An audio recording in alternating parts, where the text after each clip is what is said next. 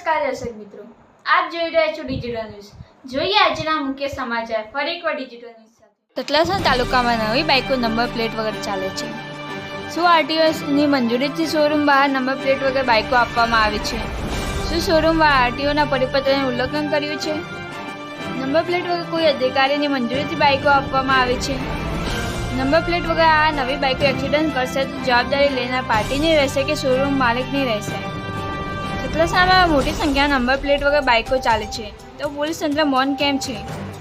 આરટીઓનો નિયમ છે કે જ્યાં સુધી નંબર પ્લેટ નવા વાહનમાં કે બાઇકોમાં ના લાગે ત્યાં સુધી બાઇકે ગાડીની ડિલિવરી અપાય નહીં। તો હવે આરટીઓ કચેરી એક્શન લેશે ખરા? આરટીઓના નિયમનો ભંગ બદલ તથા કાયદાનું પાલન ન કરવા બદલ હવે આરટીઓ કાયદેસરની કાર્યવાહી કરશે ખરા? સરકારશ્રીના પરિપત્ર મુજબ લોકોને ચાલવું જોઈએ, પરંતુ સતલાસણામાં સરકારશ્રીના પરિપત્રના ઝઘડા। નંબર પ્લેટ વગર ચાલતા બાઇકો ઉપર પોલીસ તંત્ર લાલ આંખ કરશે ખરા? તેવી લોકમુખી ચર્ચા ચાલી રહી છે, જેનો રિપોર્ટ ડિજિટલ ન્યૂઝ સતલાસણા।